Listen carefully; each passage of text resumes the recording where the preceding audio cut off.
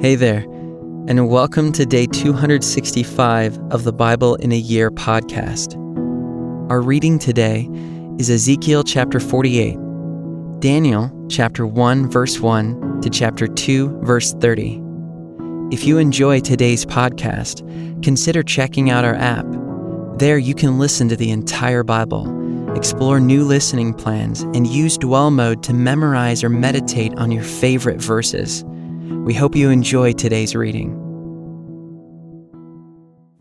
These are the names of the tribes, beginning at the northern extreme, beside the way of Hethlon to Lebo-Hamath, as far as Hazar-Enan, which is on the northern border of Damascus, over against Hamath, and extending from the east side to the west, Dan, one portion, adjoining the territory of Dan from the east side to the west, Asher, one portion, adjoining the territory of Asher from the east side to the west, Naphtali, one portion, adjoining the territory of Naphtali from the east side to the west, Manasseh, one portion, adjoining the territory of Manasseh from the east side to the west, Ephraim, one portion, adjoining the territory of Ephraim from the east side to the west,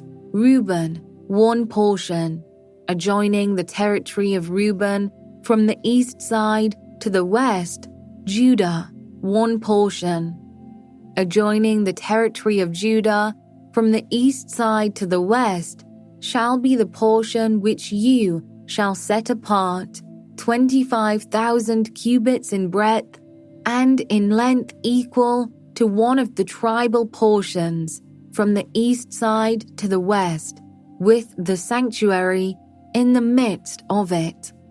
The portion that you shall set apart for the Lord shall be 25,000 cubits in length, and 20,000 in breadth. These shall be the allotments of the holy portion. The priests shall have an allotment measuring 25,000 cubits on the northern side, 10,000 cubits in breadth on the western side, 10,000 in breadth on the eastern side, and 25,000 in length on the southern side, with the sanctuary of the Lord in the midst of it. This shall be for the consecrated priests, the sons of Zadok, who kept my charge, who did not go astray when the people of Israel went astray, as the Levites did. And it shall belong to them as a special portion from the holy portion of the land, a most holy place, adjoining the territory of the Levites, and alongside the territory of the priests, the Levites shall have an allotment, 25,000 cubits in length, and 10,000 in breadth. The whole length shall be 25,000 cubits, and the breadth 20,000. They shall not sell or exchange any of it. They shall not alienate this choice portion of the land, for it is holy to the Lord. The remainder, 5,000 cubits in breadth and 25,000 in length, shall be for common use for the city, for dwellings, and for open country. In the midst of it shall be the city, and these shall be its measurements. The north side, 4,500 cubits, the south side, 4,500, the east side, 4,500, and the west side, 4,500. And the city shall have open land, on the north 250 cubits, on the south 250, on the east 250, and on the west 250. The remainder of the length alongside the holy portion shall be 10,000 cubits to the east, and 10,000 to the west, and it shall be alongside the holy portion. Its produce shall be food for the workers of the city, and the workers of the city from all the tribes of Israel shall till it. The whole portion that you shall set apart shall be 25,000 cubits square, that is, the holy portion together with the property of the city. What remains on both sides of the holy portion and of the property of the city shall belong to the prince, extending from the 25,000 cubits of the holy portion to the east border, and westward from the 25,000 cubits to the west border, parallel to the tribal portions, it shall belong to the prince. The holy portion with the sanctuary of the temple shall be in its midst. It shall be separate from the property of the Levites and the property of the city, which are in the midst of that which belongs to the prince.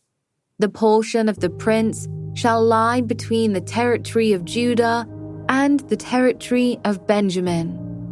As for the rest of the tribes, from the east side to the west, Benjamin, one portion, adjoining the territory of Benjamin, from the east side to the west, Simeon, one portion, adjoining the territory of Simeon, from the east side to the west, Issachar, one portion, adjoining the territory of Issachar, from the east side to the west, Zebulun, one portion, adjoining the territory of Zebulun, from the east side to the west, Gad, one portion, and adjoining the territory of Gad to the south, the boundary shall run from Tamar to the waters of Meribah Kadesh, from there along the brook of Egypt to the great sea. This is the land that you shall allot as an inheritance among the tribes of Israel, and these are their portions, declares the Lord God. These shall be the exits of the city.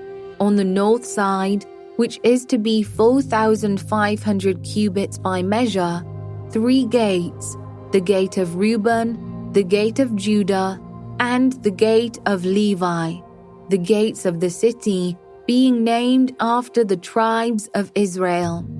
On the east side, which is to be 4,500 cubits, 3 gates, the gate of Joseph, the gate of Benjamin, and the gate of Dan. On the south side, which is to be 4,500 cubits by measure, 3 gates, the gate of Simeon, the gate of Issachar, and the gate of Zebulun. On the west side, which is to be 4,500 cubits, 3 gates, the gate of Gad, the gate of Asher, and the gate of Naphtali. The circumference of the city shall be 18,000 cubits, and the name of the city from that time on shall be, The Lord is there. In the 3rd year of the reign of Jehoiakim, king of Judah, Nebuchadnezzar, king of Babylon, came to Jerusalem and besieged it. And the Lord gave Jehoiakim, king of Judah, into his hand, with some of the vessels of the house of God. And he brought them to the land of Shinar, to the house of his God, and placed the vessels in the treasury of his God. Then the king commanded Ashpenaz, his chief eunuch, to bring some of the people of Israel, both of the royal family and of the nobility, youths without blemish, of good appearance and skillful in all wisdom, endowed with knowledge, understanding learning, and competent to stand in the king's palace, and to teach them the literature and language of the Chaldeans. The king assigned them a daily portion of the food that the king ate, and of the wine that he drank.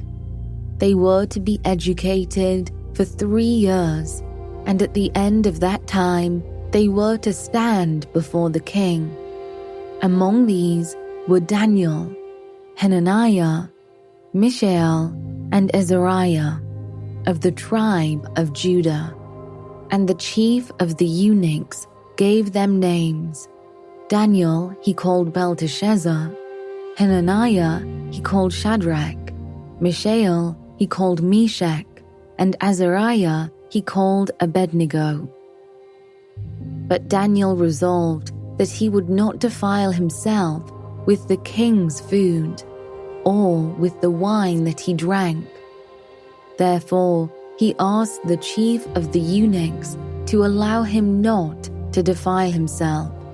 And God gave Daniel favor and compassion in the sight of the chief of the eunuchs. And the chief of the eunuchs said to Daniel, I fear my lord the king, who assigned your food and your drink. For why should he see that you are in worse condition than the youths who are of your own age?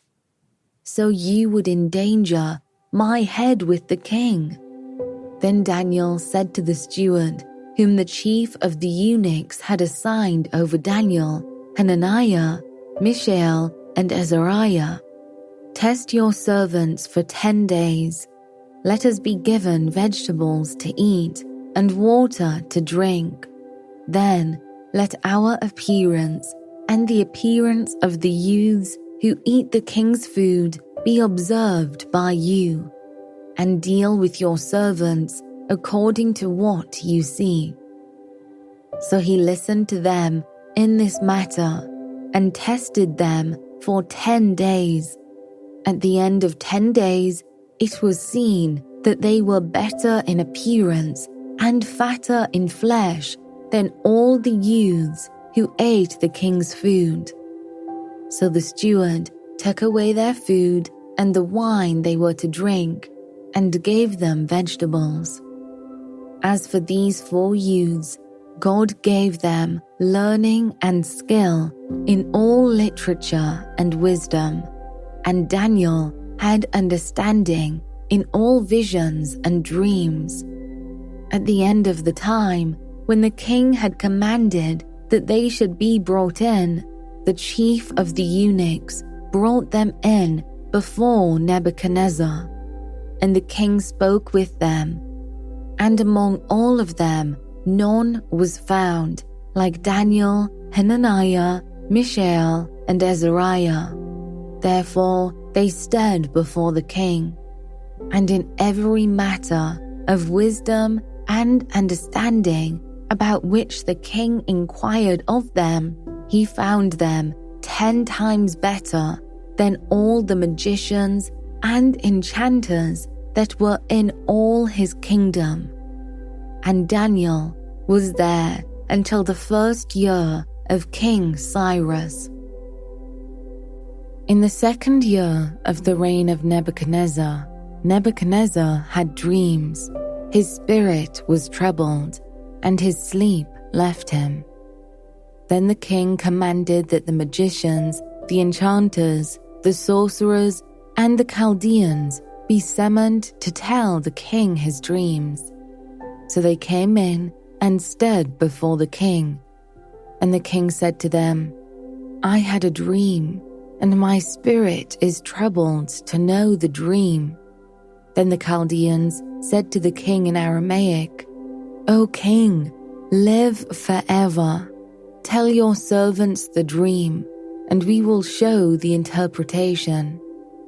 The king answered and said to the Chaldeans, The word from me is firm. If you do not make known to me the dream and its interpretation, you shall be torn limb from limb, and your houses shall be laid in ruins. But if you show the dream and its interpretation, you shall receive from me gifts and rewards and great honor. Therefore, show me the dream and its interpretation.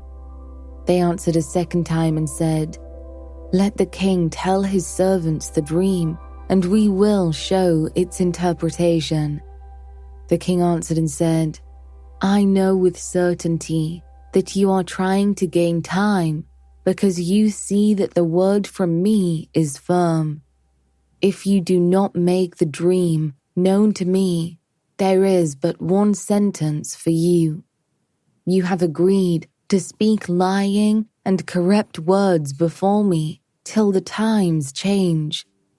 Therefore tell me the dream, and I shall know that you can show me its interpretation." The Chaldeans answered the king and said, "There is not a man on earth who can meet the king's demand. For no great and powerful king has asked such a thing of any magician or enchanter or Chaldean. The thing that the king asks is difficult, and no one can show it to the king except the gods, whose dwelling is not with flesh." Because of this, the king was angry and very furious, and commanded that all the wise men of Babylon be destroyed. So the decree went out, and the wise men were about to be killed, and they sought Daniel and his companions to kill them.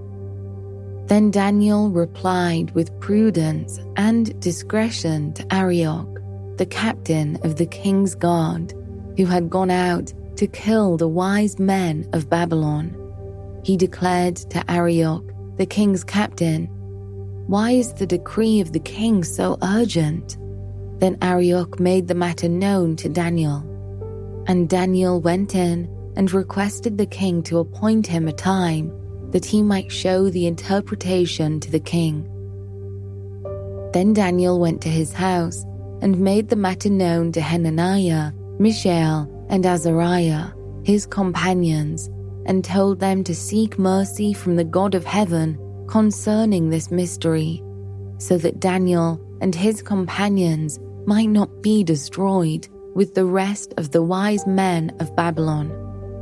Then the mystery was revealed to Daniel in a vision of the night.